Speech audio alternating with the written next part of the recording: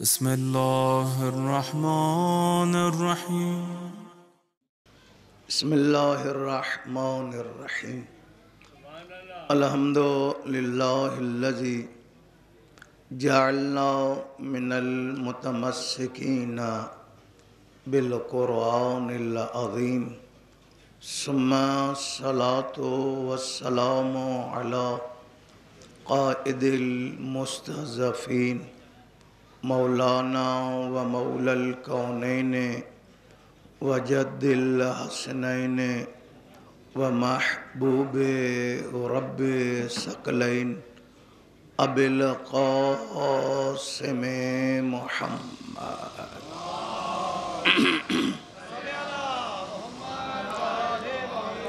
وعلی اہل بیت الطیبین الطاہرین المعصومین سیما بقیت اللہ فی الارضین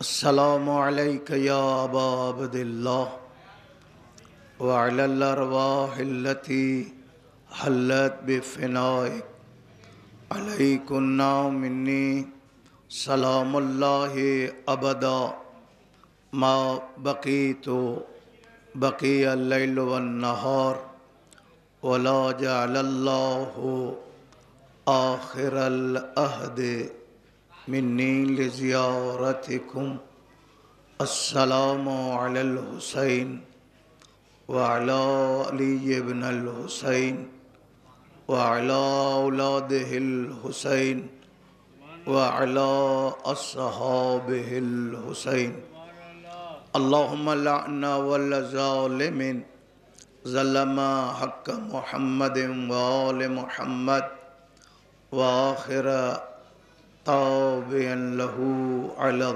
ذلك ومنكر فضائلهم ومناقبهم وغاصب حقوقهم من الآن إلى قيام يوم الدين أما بعد قال مولانا علي بن الحسين زین العابدین علیہ السلام الحمد للہ الذی اعطینا ستہ وفضلنا سبعہ صلوات پڑھو بآواز بلند آواز سان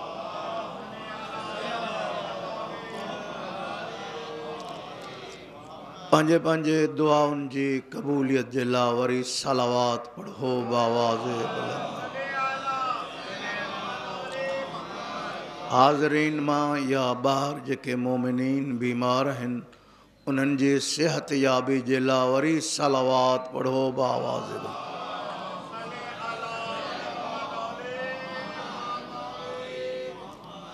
عزیزو انکھاں اگ میں جو ماں بحث جو آغاز کیاں کہ ہنن مجلسن میں پروگرام ایو طے تھیلا تا امام زین العابدین علیہ السلام جی زندگی جے طرف اشارو کیاں پہریوں اچو مقدماتی گفتگو عرض کیوں اے عشر اولا جے گزرن کھاں پو کربلا کے 1385 سال گزریا ایڈی جمار رکھن وارو ہی واقعو وری ہر سال ہن ذکر جی تازگی بدھائے تھی تو حسین ہر دور جے انسان جی ضرورت جو نالو کربلا انسان جے لا پانجے دامن میں آب حیات کھنی تھی اچھے ہاں سوال ہی ہوا کہ تمہاں خود ان جا گواہ ہو کہ چنڈر محرم جے چنڈر چڑھن کا اگ میں ہر ماہوں پانجے وسع ہر کوشش کرے پیو के शल हुसैन सां ताल्लुक जुड़ी पए। कोई अलम पियो सिंगारे, कोई शबियूं पियो सिंगारे, कोई इमाम बरगाऊं पियो सिंगारे, किथे सबीलुनि जो इंतज़ाम, कोई न्याज़ पियो करे तो कोई सिक्योरिटी जो इंतज़ाम पियो करे। यानी मर्द मायूं जवान पोढ़ा सभिनी जी पूरी कोशिश इहा ही कि शल हुसैन सां ताल्लुक जुड़ी पए। हाणे सवाल आहे शुजाई जो इहो कि एतिरा ॾींहं यानी महीने खां मथे महीनो 6 ॾींहं थियनि पिया कि सैयद शुहदा सां मरबूत रहियासीं। हाणे सवाल इहो आहे पंहिंजे गिरेबान में झाती पाए ॾिसूं त हिन मुहर्रम जे अशरे गुज़रण खां पोइ हुसैन खां वरितोसीं छा, हुसैन ॾिनो छा। हिन यादि जे ताज़ा करण खां पोइ हर हिकु पाण सां ॻाल्हाए कि मुंहिंजे किरदार मां करबला जी ख़ुशबू बि आई या न। या आसान लफ़्ज़नि में ठेठ सिंधी में चवां, हे सभु हिन दर्जा फ़क़ीर हुआसीं। हाणे ॾिसूं त असां हुसैन खां ख़ैरात छा वरितीसीं, हुसैन ख़ैरात में ॾिनो छा।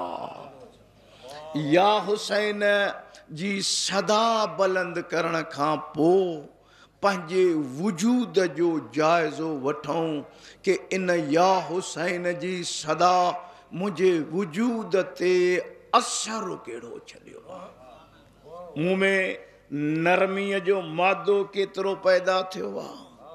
मां हिक ॿिए खे माफ़ करण जो मूं में मादो केतिरो पैदा थियो आहे।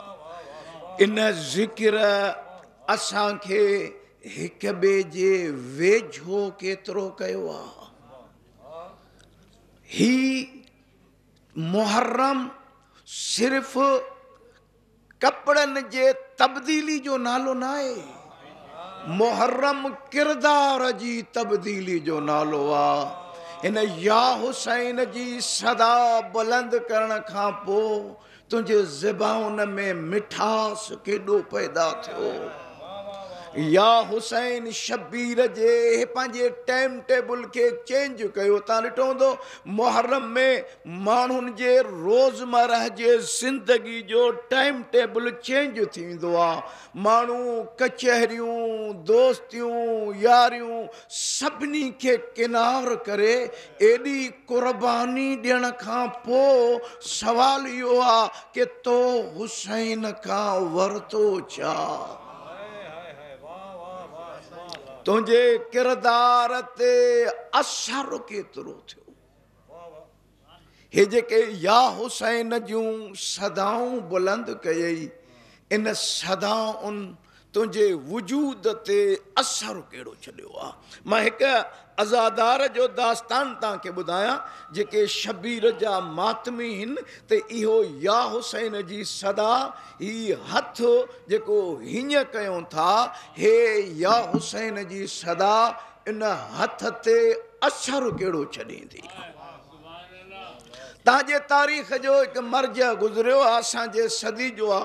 हे अख़ीरन साईं वफ़ात करे वियो आहे।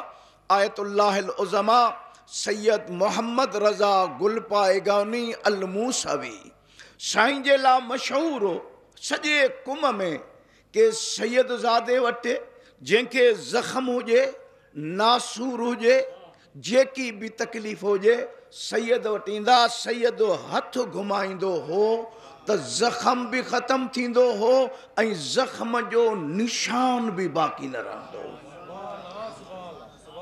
कुम में हलचल मची वई, साईं छा पढ़े बि कोन थो, जादू थो करे छाहे न का दुआ न का शे रुगो हथ घुमाए थो इहो ज़ख़म ख़त्म थो थी वञे किनी कैंसर जे मरीज़नि खे शफ़ाऊं मिलियूं को माण्हू अॻिते आयो सैयद ज़ादे खे चई सैयद ॿुधा तूं छा थो करें छा थो पढ़ें जो ही ज़ख़म ख़त्म थो थिए सैयद हिकु जवाबु ॾिनो चई जेको हथ हीअं करे या हुसैन कयां थो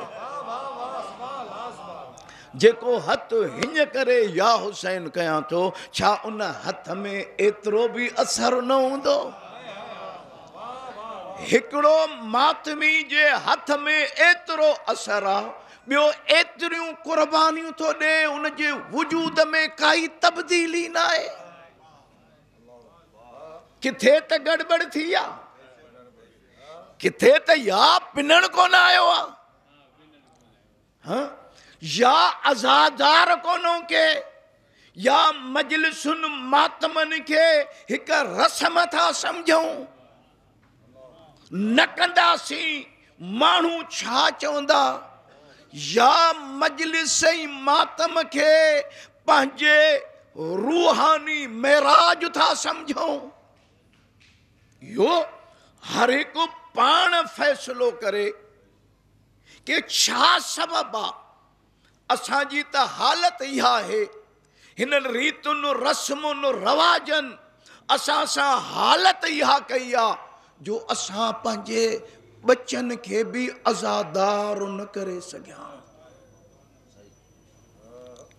तव्हां ॾिसो था कि हीअ हिकु वॾी यलगार आहे यज़ीदियत मुख़्तलिफ़ लिबास पाए तुंहिंजे नए नस्ल ते धाड़ो हणी रही आहे छा इन्हनि बचनि खे तो हुसैनी कयो आहे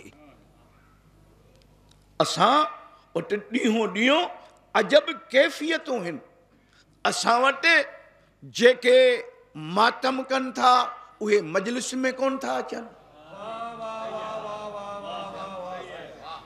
वरी अञा विरहायल साईं जॾहिं असांजी पार्टी नोहो पढ़ंदी तॾहिं मातम कंदुमि ॿाहिरि बीठा हूं तव्हांखे ख़बर आहे हीअ कहिड़ी जाइ ते वेठा हो असांजो दोस्त मौलाना सैयद जान अली शाह काज़मी चवंदो हो कि मुंहिंजो तजुर्बो इहो आहे कि इंसान ज़िंदगी में को अहिड़ो गुनाह करे वेहंदो आहे जो ख़ुदा उनखे शबीर जी मजलिस में वेहण न ॾींदो आहे ॿार बीठो हूंदो कारा कपड़ा भी अथसि भले कचहरियूं पियो कंदो सिगरेट पियो पीअंदो पर उते न वेही सघंदो जिथे अली ईंदो आहे छा सबब आहे जो असां वटि हिन ज़िक्र खे विरहायो थो वञे छा तव्हांजो ईमान न आहे कि हिते 14 था अचनि रवायत तो तव्हांखे हिकु ॿुधायां कि रवायत आहे असां पाकिस्तानियुनि जो स्टाइल इहो आहे ऐलान 8 बजे जो हूंदो त मजलिस 10 बजे शुरू थींदी पर अॼु हिकु ॻाल्हि ॿुधायां जॾहिं ही फर्श अज़ा विछंदो आहे कि कोई न अचे सभ खां पहिरियों हुसैन जी माउ ईंदी आहे पोइ तूं पाण सां ॻाल्हा तूं फातिमा खे एॾो वॾो इंतज़ार थो कराए हिते 14 ईंदा आहिनि माण्हू महसूस कंदा आहिनि छो असां चवंदा आहियूं कि मजलिस में अचो त बावुज़ू थी अचो मतां कंहिंजे पासे में इमाम सजाद वेठो हुजे मतां कंहिंजे पासे में इमाम हसन वेठो हुजे जेकॾहिं ईमान आहे ऐं माण्हू असां वटि बाक़ाइदे तव्हां शीयत जी तारीख़ पढ़ो कि तव्हांजा बुज़ुर्ग उलमा बाक़ाइदे मजलिस में अचण जे लाइ संबत कंदा हुआ तयारियूं कंदा हुआ आयतुल्लाह उज़मा शेख जाफ़र शुश्तरी रहमतुल्लाह अलैह साईं जन फरमाईंदा हुआ मां जंहिं जाइ ते हुसैन जी मजलिस थींदी हुई मां उनखे कंहिंजे नाले सां मंसूब न कंदो आहियां त ही पिणु जमायतुनि जो आहे ही अंजमन बूतराबा हे मीरन जो आ ही पीरन जो आ। साईं चंदो हो त मां बावुज़ू थी इंदो हम ऐं उन जाइ के करबला समझंदो। लिहाजा अज़ीज़ा ने मन हिय हींअर ताईं असां तव्हां के जंहिं बचायो उन जो नालो आ आज़ादारी। ऐं यादि रखो हींअर तव्हांजी ज़िम्मेदारी आ कि इन आज़ादारी जी हिफ़ाज़त कयो। आज़ादारी ते धाड़ा पिया था लॻनि, धड़नि में विरहायो थो वञे। अॼु उहो ख़ुलूस ख़तम थी रहियो आहे।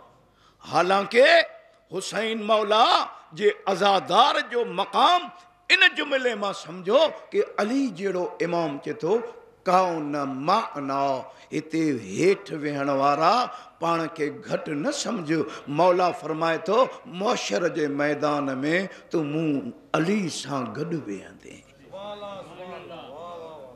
लिहाज़ा हिननि मजलिसुनि जी अहमियत खे सम्झो ऐं हिननि मजलिसुनि जे एहतराम मरहूम आयतुल्लाह अल उज़मा सैयद मरअशी नजफ़ी रहमतुल्लाह अलैह सैयद ज़ादो साईं जे घर में इमाम बारगाह हूंदी। साईं 90 साल खां मथे जी उमिरि में साईं फ़ौत थियो। जॾहिं सैयद ज़ादो वेही न सघंदो हो, साईं जो पुटु आगाए महमूद मरशी चंदो कि बाबो सुतो पियो हूंदो। पोइ इमाम बारगाह में जॾहिं मजलिस थींदी पोइ चंदो महमूद मुंहिंजे कंबल खे छिके अचु, मूंखे इमाम बारगाह में वठी हलो। ऐं इहो सैयद ज़ादो चंदो हो त मां हुसैन जी मजलिस मां तेसी ताईं न उथंदो हुअमि जेसि ताईं हुसैन खां ख़ैरात वठी उथां।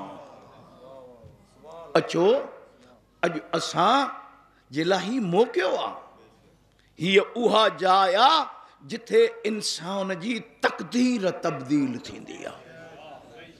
सिर्फ़ तुंहिंजे घुरण में देरि लॻंदी आहे, हिन जे ॾियण में एतिरी बि देरि न लॻंदी आहे। इमाम रिज़ा अलैहिस्सलातु वस्सलाम जो जुमिलो नक़ल कयां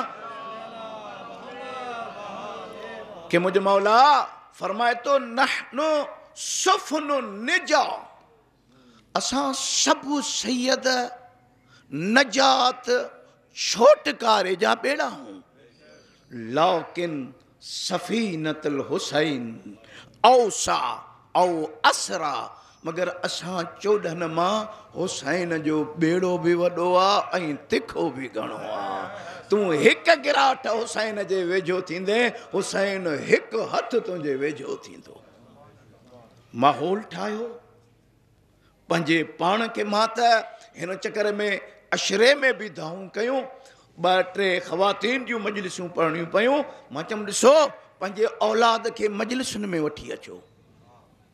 हे ॿार जेके नंढा आहिनि असां वरी छा कंदा आहियूं, उन्हनि खे ख़र्ची ॾेई उते वेहारे ईंदा आहियूं, भई तंग था कनि। न, मां चवंदो उन्हनि खे हिते वठी अचो, हुसैन जे दस्तरखान ते वेहण जा आदी बणजनि, मानूस थियनि करबला सां, वो आदी थियनि कि मूंखे आबे हयात जेको मिलंदो उहो हुसैन जे दर तां मिलंदो। हिकु सलवात पढ़ो बावाज़ बुलंद आवाज़ सां।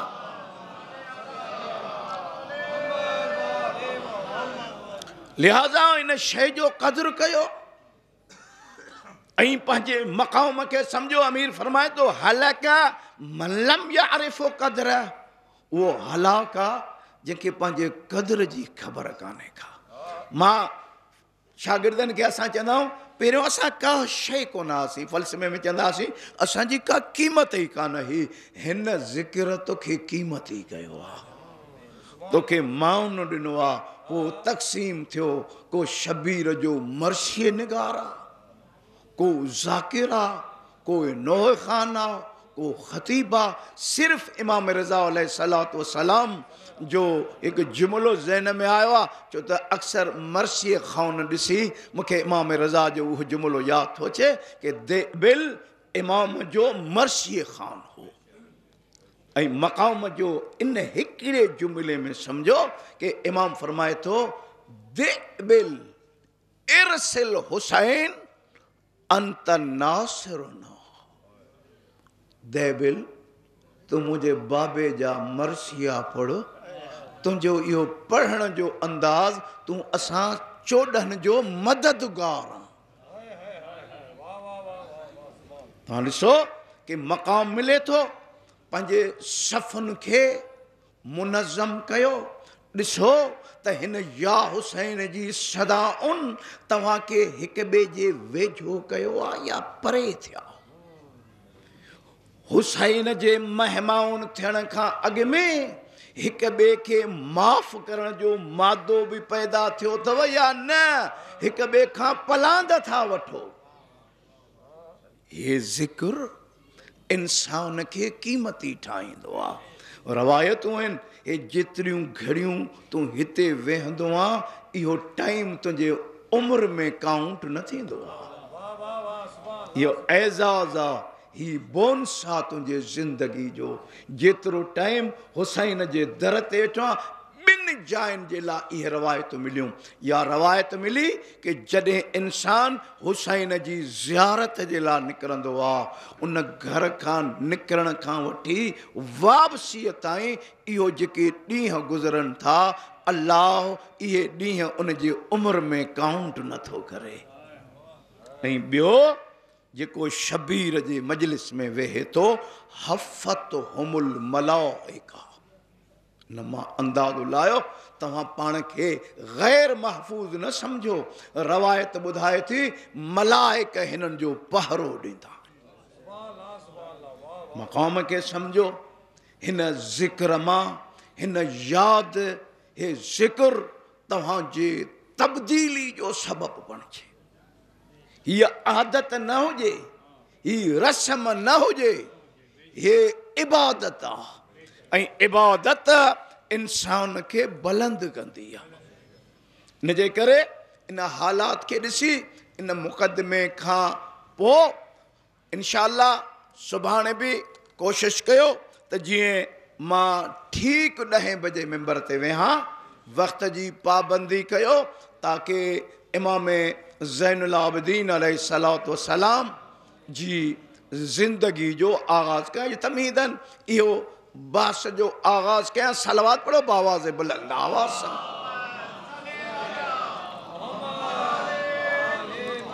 छो त असांजी मजलिसी ज़िंदगी में आज़ादारी वारी ज़िंदगी में हिन इमाम सां इंसाफ़ न आहे थियलु असांजे मुआशिरे में हिन इमाम खे बीमार इमाम आज़ारी इमाम रोइण वारो इमाम करे हिन इमाम खे पेश कयो वियो हिन इलाइक़े जे रहण वारो यकीन ॼाणो पक सम्झो सजाद बीमार इमाम न हो सजाद आज़ारी इमाम न हो इमाम जी बीमारी भी कुछ अरसो कुछ कलाक सलवात पढ़ो बावाज़ बुलंद आवाज़ सां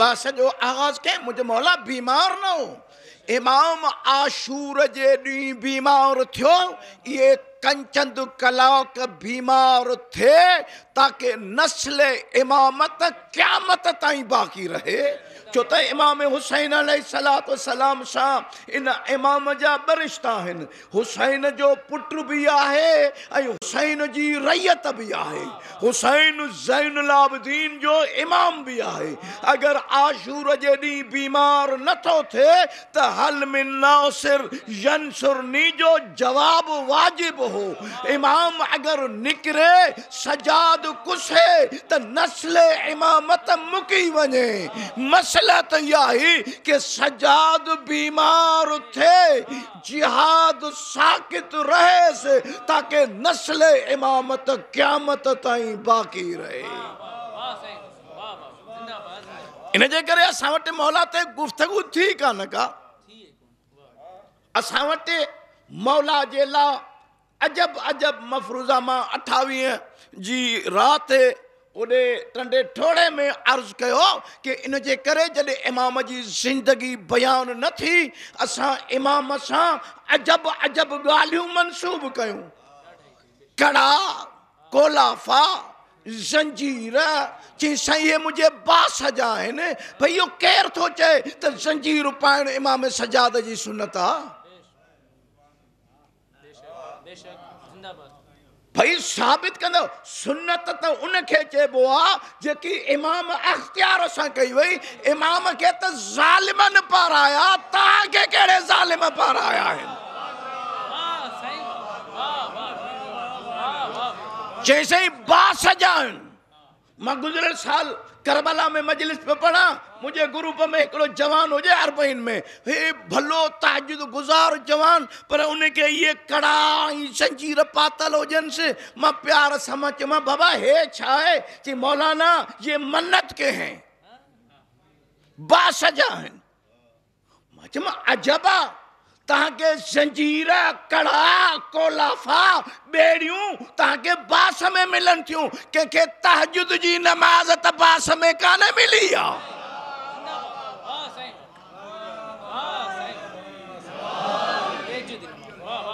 याद रखो इमाम सां ये गालियों मंसूब करे वयूं ताकि सज्जाद इमाम जे जिंदगी ते पर्दा विधा वञनि विच में कुछ अरसो असांजे मुल्क में अजब अंदाज लगो हे सगा बधण शुरू कया यो छा है या कंहिंजी सुन्नत आ नोए खानन के भी बधा पिया आहिनि खतीबन के भी बधा पिया आहिनि हे छा है चकर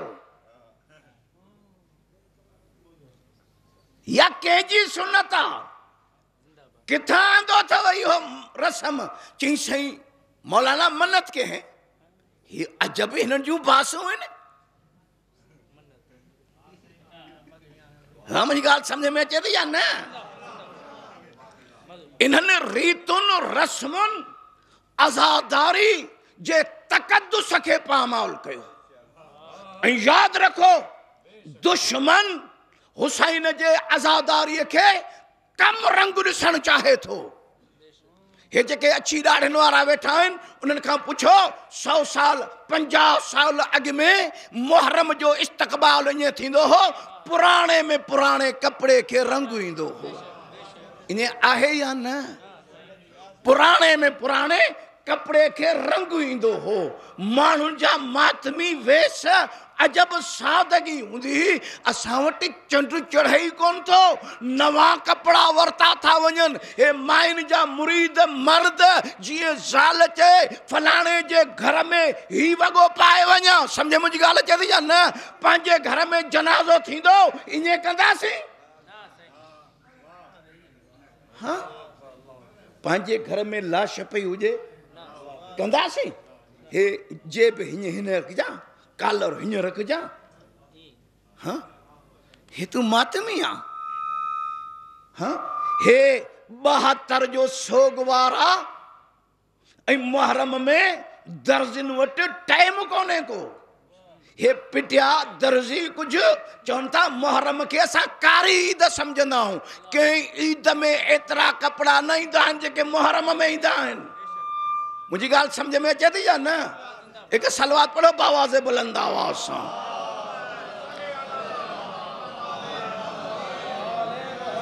अज़ीज़ो हिन ज़िक्र जो एहतराम कयो मजलिस हुसैन में बंठन के ना हो गैरों ने सताया है तुम न सताओ मातमी वेश पायो आज़ाद असां जी सिंध मां चवंदो पंजाब में भी शरण में चवंदो असांजे सिंध जा कुछ ख़ासा आहिनि अगर शरीयत में ना है तो शरीयत मना भी न कई आ असां वटि चंड चढ़ंदो हो मायूं हेठि तॾा विछाईंदियूं हूं घरनि में तॾनि ते सुम्हंदासीं घर में चङो चोखो न चाढ़ींदियूं सम्झ मुंहिंजी ॻाल्हि अचे थी या न इहा आज़ादारी एहतराम हूंदो अक़ीदत हूंदी हाण वरी छा थी वियो आहे हीअ आज़ादारी अहल बैत जी अमानत आहे इनखे नए नस्ल ॾे मुंतक़िल कयो नए नस्ल खे बाग़ी न कयो हीअ अमानत आहे हे जेके तो ताईं ऐं मूं ताईं हे जेके या हुसैन जूं सदाऊं पहुतियूं आहिनि इहे सवलियूं थोरी पहुतियूं आहिनि इमाम सजाद अलैहिस्सलाम 34 साल लाता तॾहिं इहा अमानत असां ताईं पहुती आहे। आज़ादार बणिजो। आज़ादार यानी ईमानदार, आज़ादार यानी अमानतदार, आज़ादार यानी सचो। या हुसैन करण खां पोइ हुनखे कूड़ ॻाल्हाइण ठहंदो ई कोन्हे को। शबीर इमाम जे आज़ादारी जो ई हिफ़ाज़त कयो, हीअ अमानत आहे। आज़ादारी जो तालुक तुंहिंजे उसूल सां बि आहे, तुंहिंजे फुरूअ सां बि आहे। आज़ादारी जो उसूल दीन सां इमामत सां तालुक अथसि, फुरूअ दीन सां 4 हिस्सनि सां आज़ादारी जो तालुक आहे।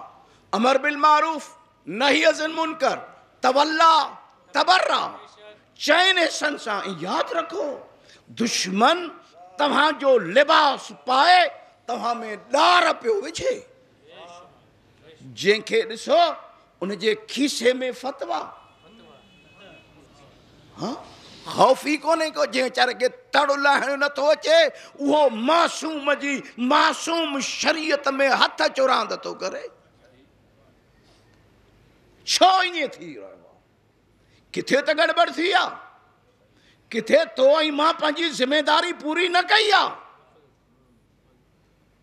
ॾिसो, अॼु बि मौक़ो अथव। इमाम सादिक अलैहिस्सलातु वस्सलाम जे उन जुमिले जो जवाब जो तव्हां मातमिन खे, तव्हांजे इज्तिमाउनि खे ॾिसी 6 इमाम अॻकथी कई। कूनू लना ज़ैना, ए शबीर जा मातमियो। सादिक इमाम चए थो असां 14 जे लाइ हार बणिजी अचो, आर न। आज़ादार जो एॾो वॾो किरदारु हुजे, तूं न। तुंहिंजी चाल चलत, तुंहिंजी उथणी वेहणीअ मां करबला जी ख़ुशबू अचे। उहो मौलाई जंहिंखे इहा नसीब ई कान्हे का मजलिस में वेहण में, आहे ई कोन्हे को नाले जो मौलाई आहे। ऐं उहो जेको पंहिंजो टाइम टेबल चेंज करे थो, हिते फर्श ते वेहे थो, या हुसैन जूं सदाऊं बुलंद थो करे, हुन ऐं हिन जे किरदार में फ़र्क़ु हुअणु घुरिजे या न? लिहाज़ा पंहिंजे पाण खे ठाहियो। मां अर्ज़ु कयुमि कि इमाम सज्जाद अलैहिस्सलातु वस्सलाम सां हिन क़ौम ॾाढायूं कयूं। बीमार इमाम, छा को साबित कंदो? करबला खां पोइ 34 साल इमाम जहिड़ो रहियो आहे, को साबित कंदो त इमाम बीमार रहियो? इमाम मुजाहिद इमाम हो। करबला हे जेके हिन धरतीअ जे गोले ते या हुसैन जूं सदाऊं बुलंद थियनि थियूं नी, इहो इन इमाम जी महिनत जो नतीजो आहे। इन करबला खे ज़िंदा कयो आहे। हिन इमाम जी ज़िंदगी जो मुतालो कयो त ॾिसो कि हुसैनियत खे। ऐं मां बबांगे दौल चवंदो आहियां कि अगरि ही 2 ज़ातियूं न हुजनि हा, साइण ज़ैनब ऐं इमाम सज्जाद न हुजे हा, त करबला में रहिजी वञे हा। खोल के ईरानी शाइर जे करबला दर करबला मीमूद, करबला में रहिजी वञे हा, अगर ज़ैनब ऐं सजाद न हुजे हा। लिहाज़ा आज़ादार पंहिंजे मक़ाम खे सम्झे। केॾो वॾो मक़ाम आहे जो ख़ुदा ज़िंदगी में हिन दुनिया में तोखे उते थो वेहारे जिथे 14 था अची वेहनि। तव्हां असां वटि पंहिंजे मक़ाम जी ख़बर कान्हे का।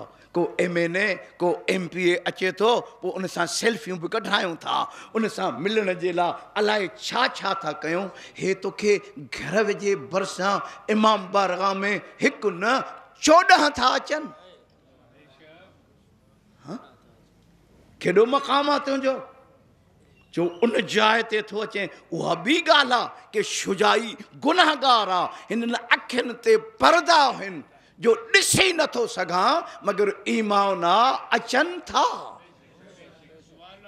अचनि था, लिहाज़ा इन शइ जो ख़्याल रखो, मजलिस में अचण खां अॻु में बावज़ू थींदा कयो। मथां कंहिंजे पासे में इमाम सजाद वेठल हुजे, मथां कंहिंजे पासे में कोई इमाम वेठो हुजे। जीअं बाज़ जायुनि ते मां रवायतूं पढ़ियूं कि कम से कम 2-3 जायूं अहिड़ियूं आहिनि जॾहिं इमाम ज़माना अलैहिस्सलातु वस्सलाम जो ज़ुहूर थींदो, सलवात पढ़ो बावाज़ बुलंद आवाज़ सां। हिकु उहो इंसान जेको मैदान अरफा आया में हज ते वेंदो, उहो इमाम जे ज़ुहूर खां पोइ चवंदो त हिनखे मां मैदान अरफा में ॾिठो।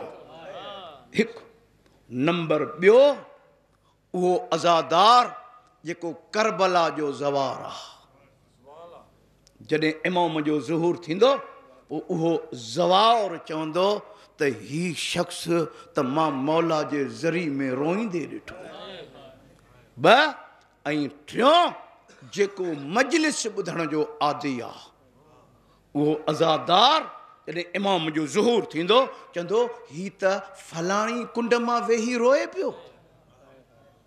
मौक़ो मिलेव थो, गनीमत सम्झो, पंहिंजे किरदार खे ठाहियो। तव्हां न हू चवनि कि तूं असांजो अज़ादार। तव्हां ॾिसो, हिकु दास्तान तव्हांखे अॼु ॿुधायां थो ताकी मौला जे ज़िंदगी में बाक़ाइदे सुभाणे खां वठी वारिद थियूं। सलवात पढ़ो बावाज़ बुलंद आवाज़। कोशिश कयो हिन जाइ तां ख़ैरात वठो। कोशिश कयो कि हे ज़िक्र तुंहिंजे मुंहिंजे तब्दीली जो सबबु बणिजे, सबबु बणिजे। हितां पिनो असां सां वेदनूं थियूं आहिनि, हिते कलाकनि जा कलाक या ओली मदद ते तकरीरूं थियूं, मगर अचण वारे हिन क़ौम खे इहा सोच न ॾिनी, इहा सोच न ॾिनी। रुगो या ओली मदद ते दलील क़ाइमु कयासीं, मगर कंहिं सोच न ॾिनी त हलो गॾिजी अली जे दर ते हलूं। या ओली मदद कर बचा कीअं पालियां, अली मदद कर कारोबार कहिड़ो कयां, अली मदद कर घर कीअं हलायां, अली मदद कर संगतनि सां कीअं रहां, अली मदद कर पाड़े वारनि सां कहिड़ो सलूक कयां। अली रुगो क़यामत जे ॾींहं जो मुश्किल कुशा न आहे, हिन ज़माने जो बि मुश्किल कुशा आहे। असांखे इहा सोच ई कान ॾिनी वई, इहो फ़िक्र ई कोन मिलियो। अचो, हे तव्हां मौलवी ज़ाकिरनि खां ॿुधंदा हो त साईं अबू ज़र बि हिकिड़ो हो, सलमान बि हिकिड़ो हो, कंबर बि हिकिड़ो हो, हुर बि हिकिड़ो हो। कम से कम अॼु हिन जाइ ते हल्फिया चवां थो, मां इन सां इतफ़ाक़ कोन थो रखां। तवजो कजो, शुजाई इतफ़ाक़ कोन थो रखे। छो? मुस्तफ़ा फरमायो अव्वलना मुहम्मद औसतना मुहम्मद व कुल्लना मुहम्मद। असां सब जो सब मुहम्मद हूं। हो सलेमान अगर पहिरें मुहम्मद जो हो त तूं भी किरदार सलेमान जहिड़ो कर त महदी पंहिंजो सलेमान करई। हो कंबर अगर अली जो कंबर हो, तू भी कंबर जहिड़ो किरदार ठाहे। हिन ज़माने जो अली तोखे पंहिंजो कंबर ठाहींदो। देर थोड़ी आहे, देर थोड़ी आहे। बिकुम यक्शिफ ज़ुर, तू महसूस करें या न करें, हिननि जे सदके में तुंहिंजा ॾुख टरी वेंदा आहिनि, तोखे महसूस ई कोन थींदो आहे। समझ मुंहिंजी ॻाल्हि अचे थी या न? पर पंहिंजे पाण खे ठाहियो। सलवात पढ़ो बावाज़ बुलंद आवाज़ सां। हिन ज़िक्र सां इश्क रखो। ही माण्हुनि जूं सोचूं अजीब अजीब कयूं वयूं, अजब अजब हिक ॿिए सां विढ़िया पिया आहिनि। कोई चए थो साईं फलाणा फ़ज़ाइल घटि था कनि, मुक़सिर आहिनि। कोई चए थो फलाणा ग़ाली आहिनि, अॼु जो फ़ैसिलो करे वञा। मां चवंदो ॿई बेईमान आहिनि। जेको चए थो त ही मुक़सिर आहे उन खां पुछ त सही तोखे अली जे कमाल जी पूरी ख़बर आहे? साईं जेकॾहिं तव्हांजे इमाम बारगाह जी एड्रेस जी ख़बर हूंदी त चवंदमि भाई हेॾां हेॾां हेॾे ईंदुमि। तुंहिंजी हैसियत छा आहे जो तूं मौलाइन खे विरहायो वरितो आहे त हे घटाए थो हे वधाए थो। मां चयो ॿई बेईमान आहिनि। इमाम अली नकी अलैहिस्सलातु वस्सलाम जहिड़ी ज़ात फरमाए थी वलाओ उबलिगो कुनह मारिफतिकुम, ॾाॾा अली तुंहिंजे मारिफत ऐं कमाल जे तह ताईं मां अली नकियूं नथो पहुची सघां त तूं कहिड़े बाग़ जी मूरी आहे। जवाननि खे विरहायो वियो। साईं असां विलायत जी माना इहा थोरी आहे जेको अहले विलायत हूंदो आहे उहो कॾहिं बि गार न कढंदो आहे। इमाम बाक़िर अलैहिस्सलातु वस्सलाम फरमायो सुन्नतुल लिआम कुबिहल कलाम, गार ॾियणु कमीने जो हरबो आहे ऐं कमीने जो अली सां को रिश्तो ई कोन्हे को। तबर्रो गार ॾियण जो नालो थोरी आहे। हे माण्हुनि खे वेढ़ायो वियो। सही विलायत ते उहो तो ॻाल्हाए, तशहद ते उहो तो बास करे जेको पाण नमाज़ पढ़े ई कोन को। हाँ ईअं आहे या न? मुंहिंजी ॻाल्हि सम्झ में अचे थी या न? चुप थी आहे त सलवात पढ़ो आवाज़ बुलंद आवाज़ सां। साईं ईमान जा 70 दर्जा आहिनि। जंहिं जाइ ते सलेमान आहे उन जाइ ते अबूज़र कोन्हे को। तुंहिंजो मौलाइन खे विरहायो वेठो आहे, हे घटाए थो हे वधाए थो, तोखे इहा हैसियत तोखे इहो अख़्तियार कंहिं ॾिनो? हर हिक जी मंज़िल आहे। जंहिं जाइ ते कंबर आहे उन जाइ ते अमार यासिर कोन्हे को। जॾहिं हिननि जा मुरीद जेके उन ज़माने में हुआ सभु हिकिड़े ॾाके ते न आहिनि, पोइ हिते तूं सभिनी खे हिक सिफ़ में छो थो आणे? मक़ाम आहे निवड़त कंदे। मां चवंदो आहियां इमाम हुसैन अलैहिस्सलाम जे नाले जा 2 असर आहिनि, हिकु नेगेटिव ॿियो पॉज़िटिव। हुसैन जे दर ते निवड़त सां ईंदे, आजिज़ी सां ईंदे त रहमतूं मिलंदई। शबीर सां सीनो सां ईंदे त पोइ लानतूं मिलंदई। मथां ज़हन में बो हुजई त मां 100 देगियूं थो लाहियां। शबीर तुंहिंजे दोगियुनि जो थोरो मोहताज आहे। जेकॾहिं ख़ुलूस न थई त 200 देगियूं मुंहं में लॻंदई। जेकॾहिं ख़ुलूस सां 5 रुपए जा भुॻड़ा विरहाईंदे शबीर पंहिंजो करे वठंदई। पंहिंजे पाण खे ठाहियूं, पंहिंजे हिन अंदर खे साफ़ कयूं।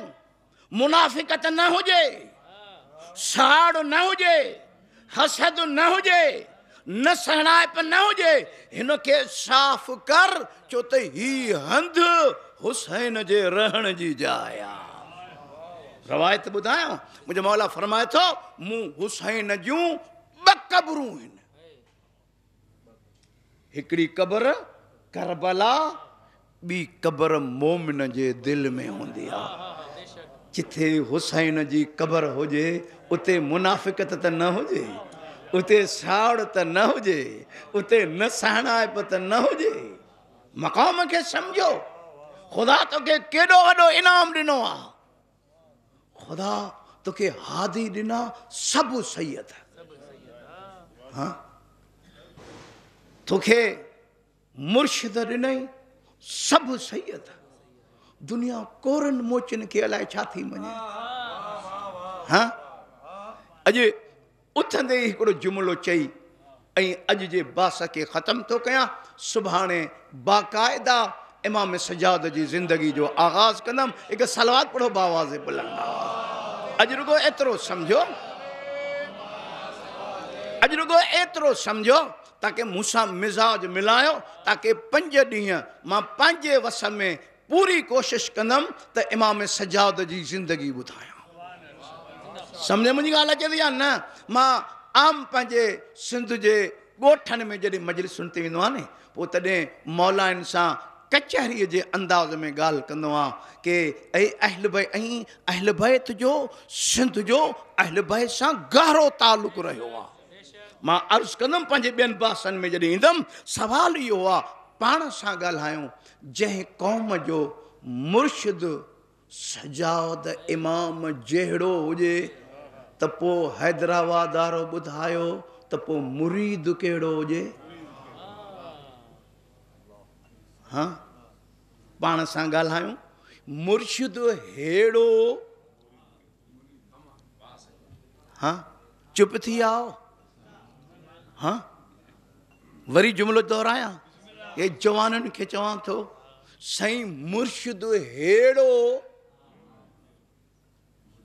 ॿुधायो पोइ मुरीद कहिड़ो। मुर्शिद कज़ा न करे, मुरीद पढ़े ई न। हाँ, मुर्शिद चए कि सुबह गवाह रहिजा तो अली के सुतल न ॾिठो आहे, ऐं मुरीद चए गवाह रहिजा तो के उभरंदे ॾिठो ई न आहे, 9 बजे उथंदो आहे। हाँ, ईअं त न आहे। मुर्शिद हेड़ो, इहो 5 ई ॾींहं दोहराइजो कि मुर्शिद हेड़ो त पोइ मुरीद कहिड़ो। हाँ जी, दावा त सभु कने करे। साईं लतीफ़ बि चयो नी, गौर कजो, सैयद चए थो वेठे वर न पवन, सुते न मिलन सुपरी, ठली दावा न, दावा सां गॾु दलील हुजे। साईं उन्हनि खे मञे थो जिन जे हथ ते पथर अचे त पथर ॻाल्हाए, ऐं मुंहिंजे 6 फुटनि जे कद ते असर ई कोन थिए, उहो ई गन, उहो ई कुहाड़ी। हाँ, मुर्शिद हेड़ो। ए सभु गौर सां ॿुधो, हिकु अधु मजलिस हिन इलाइक़े जे जवाननि जे लाइ पढ़ंदुमि, जेको हिननि जे लाइ इमाम सजाद नियापो ॾिनो आहे। ए जवान बि गौर सां ॿुधो कि मुर्शिद हेड़ो। चुप थी आओ। मुर्शिद हेड़ो त मुरीद कहिड़ो। टोटी, कमजोर, हाँ, काहिल।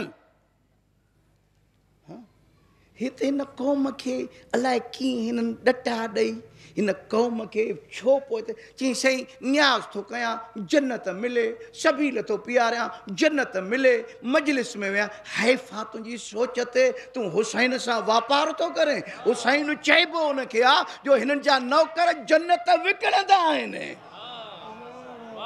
तूं पाण खे एतिरो करे छॾियो आहे। हाँ, असांजो उस्ताद आहे, असां जॾहिं कुम में पढ़ंदासीं, हाणे साईं इस्फान में आहे, आयतुल्ला हुसैन मज़ाहिरी, वो असांखे क्लास में चवंदो अगरि हिकु टाइम मूंखे 2 ऑफरूं मिलनि, हिकिड़ी टाइम को माण्हू अचे चे मज़ाहिरी हल जन्नत, जन्नत जी ऑफर मिले, ऐं ॿिए पासे ॾांहुं को माण्हू अचे चे मज़ाहिरी हल हुसैन जी मजलिस में, साईं कसम खणी चए पियो हज़रत मासूमा जे हरम में, चए पियो मूंखे ख़ुदा जो कसम आहे मां जन्नत जी ऑफर खे ठोकराए हुसैन जी मजलिस में वेहंदुमि। पंहिंजे मक़ाम खे सम्झो कि ज़िंदगी में हे मौक़ो थो मिलेव त उन्हनि सां गॾु वेहो था जिन जे सदके में हीअ काइनात ठही आहे। लिहाज़ा पंहिंजे पाण खे ठाहियो।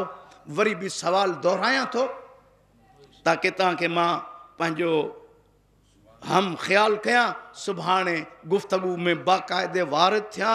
सवाल इहो आहे, नंढा बि ॿुधो, जवान बि ॿुधो, पोढ़ा बि ॿुधो, सभिनी जे लाइ कानून आहे कि सवाल इहो आहे, मुर्शिद हेड़ो। हाँ, चुप थी आओ।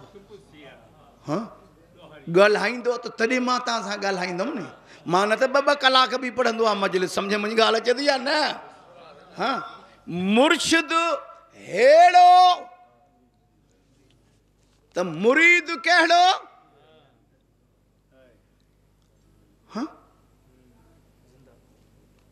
चुप थी विया हाँ साईं लतीफ़ बि चयो नी पुनल ईंदो पाण आऊं बि कुझु हाँ कुझु त ठाहियूं कुझु त पाण खे ठाहियूं हाँ मुर्शिद हेड़ो वरी बि दोहरायां थो त मुरीद कहिड़ो हाणे इहो ॻोल्हियो तव्हां इहा कुझारत ॾियो थो वञा पोइ इनखे ॻोल्हियो तव्हां जेकॾहिं मुर्शिद हेड़ो त पोइ मुरीद कहिड़ो ॾिसूं पाण खे ॾिसूं छो त पंहिंजे ख़िलाफ़ ॿुधणु ॾाढी ॾुखी ॻाल्हि आहे मां कॾहिं कॾहिं मजलिसुनि में चवंदो आहियां हे फिदक जे चोरनि ते बेशुमार करणु सवली ॻाल्हि आहे ऐं जेको पाण भेणुनि जा हक़ खाए वेठो आहे सम्झ में ॻाल्हि अचे थी या न बाबो मरे थो त भेण खे हिसे ॾियण जे लाइ तयारु न आहे पोइ हुननि ते बेशुमार या तो ते बेशुमार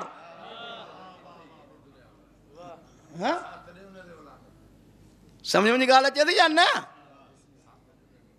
त सवाल पियो कयां अचूं कुझु अॻिते थियूं पोइ लजपाल आहिनि करीम आहिनि हिकु दफ़ो त अची ॾिस जेकॾहिं होर खे माफ़ी मिली सघे थी असां होर खां वधीक त गुनाह कोन कयो हुआसीं मगर छा आहे कुझु पाण खे तब्दील करण जो आदी कयूं हिन मजलिसुनि मां ख़ैरात वठो मां ज़िमिननि अॼु चई बास खे ख़तमु थो कयां ॾिसो असां वटि कॾहिं कॾहिं अहिड़ियूं ॻाल्हियूं थींदियूं आहिनि जो माण्हू खे हिते चवण में शर्म महसूसु थींदो आहे की छा थी वियो आहे छा था चऊं असां वटि या न्याज़नि ते जहिड़ा थींदा हा ॿुधो मूंखे थोरो हज़म कयो हा इन आहे न हालांकि मां चवंदो आहियां न्याज़ जो एहतराम कयो हे लताड़बा पिया आहिनि मतां शबीर जे ज़िक्र जो नाले अचण खां पोइ हिकु चांवर जो दाणो तुंहिंजे लाइलाज बीमारीअ जो इलाज बणिजी वञे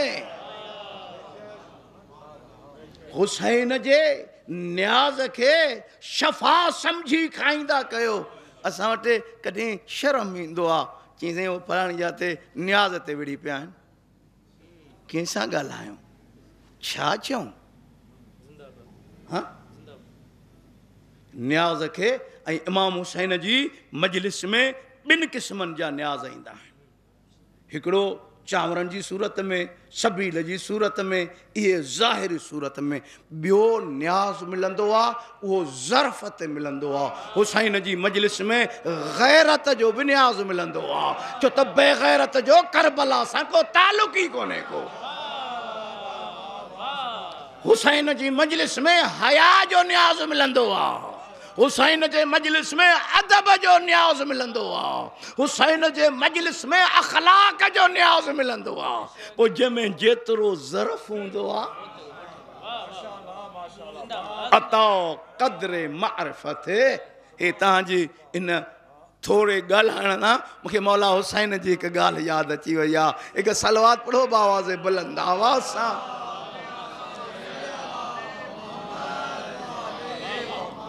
हुसैन इमाम जवाना अली जो गभरू पुटु आहे मदीने जो हिकिड़ो अराबी हिकिड़ो ॻोठाणो आयो मुंहिंजे मौला खे चयईं हुसैन मूंखे ख़ैरात ॾे इमाम चयो वेह मां तोखां सवाल कयां हिकु सवाल सॼी मुनाज़रो कोन सॼो इहो मुकालमो नथो ॿुधायां हिकिड़ो सवाल ॿियो सवाल टियों सवाल जॾहिं सवाल पूरा थिया हमारा पघिरिजी वियो जेको इरादो खणी आयो हो त हेतिरा हुसैन खां वठंदुमि हुसैन उनजे ॿ बराबरि ॾिनसि वतई ख़ैरात ऐं सवाल कयईं चई मौला ईअं बि ॾेई पिया सघो हे ॾिसो मां पघिरिजी वियो आहियां इमाम चए थो अता क़द्र मारिफ़त असां ओतिरो ॾींदा आहियूं जेतिरी मारिफ़त हूंदी अथसि ओतिरो ॾींदा आहियूं पंहिंजी मारिफ़त खे बुलंद कयो अज़ीज़ान ने मैंने कि सलवात पढ़ो बावाज़ बुलंद आवाज़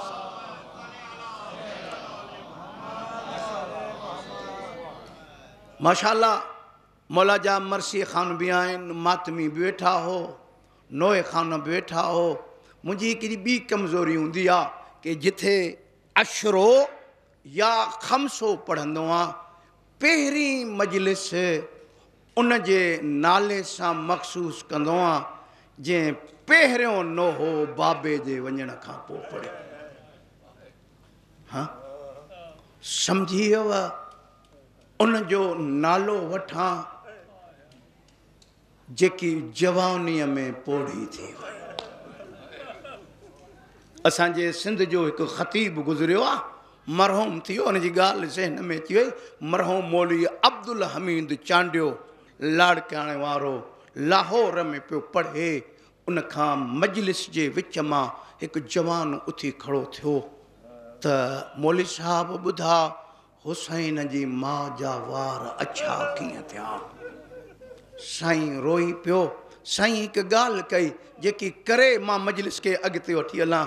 चई जॾहिं पीउ जो लिखियो खणी वई नी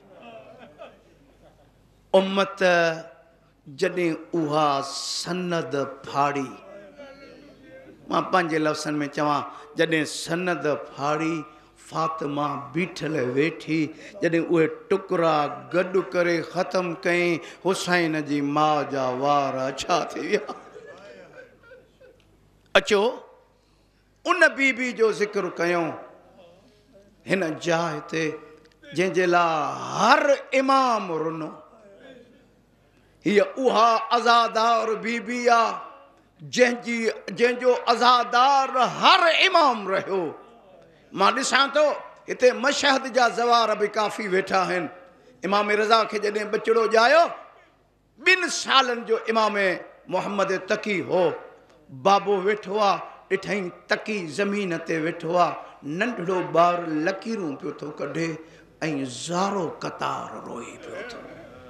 इमाम रज़ा पुट खे खयो, छो त अकेलो पुटु हुअसि, भाकुर पहुतईं। चईं जवाद छो थो रोए? चईं बाबा इहो वाक़ई हक़ीक़त आहे कि मुंहिंजी माउ जूं पासरियूं भॻनि। हर इमाम रुनो। मां दरबार जी ॻाल्हि पियो कयां, आई बाबे जी दरबार में। थी सघे थो तव्हांजे ज़हन में को सवाल पैदा थिए कि शुजाई तव्हांजो चओ था कि 11 इमामनि जी माउ आहे, बीबी वटि इल्म ग़ैब बि हो, ख़बर बि हसे, कोन ॾींदा त पोइ ज़हरा छो वई? हे इन जे करे ज़हरा वई अगरि फातिमा न निकिरे हा क़यामत ताईं उम्मती न्याणियुनि जा हक़ खाई छॾिना। आई दरबार में केतिरो बीठी, मां जेके रवायतूं पढ़ियूं, हुसैन जी माउ एतिरो बीठी जो पेरनि ते वरम चढ़ी वियसि। जेके मदीने विया हो, मां 4 हज कया आहिनि, कई उमरा कया आहिनि। ॾिसो हीअं नबी जो मेंबर आहे, हीअं नबी जी क़बर आहे, थोरो फ़ासिलो आहे कि उम्मत एॾो परचायो, एॾो ॾुखियो अरमान कयो जो बीबी जे पेरनि ते वरम चढ़ी विया। बाबे जे मेंबर खां वठी पीउ जी क़बर ताईं फातिमा 9 दफ़ा उथी आहे, 9 दफ़ा वेठी आहे। जॾहिं बाबे जी क़बर ते आई नी, चए थी बाबा जाग धीअ दड़का खाई आई अथई। बाबा जंहिंजे लाइ उथी बीहंदे हैं, बाबा तुंहिंजे कंहिं उम्मतीअ मुंहिंजो ख़्यालु न कयो। अज़ीज़ो बाबे खे दांव ॾियण खां पोइ मजलिस खे ख़तमु थो कयां। बाबे खे दांव ॾियण खां पोइ हाणे इन भितुनि जे सहारे ते जॾहिं घर आई, 5 सालनि जी धीअ इंतज़ार में बीठी आहे। ज़ाकिरनि मौलवियुनि खे चवंदो आहे न चवंदा कयो त ज़ैनब माउ खे न सुञातो, छा अली जी धीअ ई माउ खे न सुञाणे? रावी चए थो जीअं जो फातिमा आई, धीअ भाकुर पाए चए थी अम्मा ॿुधा 18 सालनि जी उमिरि में वार कारा थींदा आहिनि या छा थींदा आहिनि? हिकु मर्तबो नियाणीअ खे भाकुर पाए चए थी ज़ैनब दुआ घुरशल का इज़त वारी दरबार न वञे। ओ इन इलाइक़े जे रहण वारो बईद ना है अली जी थी चयो हुजेसि अम्मा तू सहाबिन जी दरबार में वही अम्मा मां शराबिन जी दरबार में वींदम अम्मा तो सां गॾु बि ॿ इमाम हा अम्मा मूंसां गॾु बि ॿ इमाम हूंदा अम्मा मुंहिंजे इमामनि जा हथ बदल हूंदा अला लानतुल्लाह अला आदा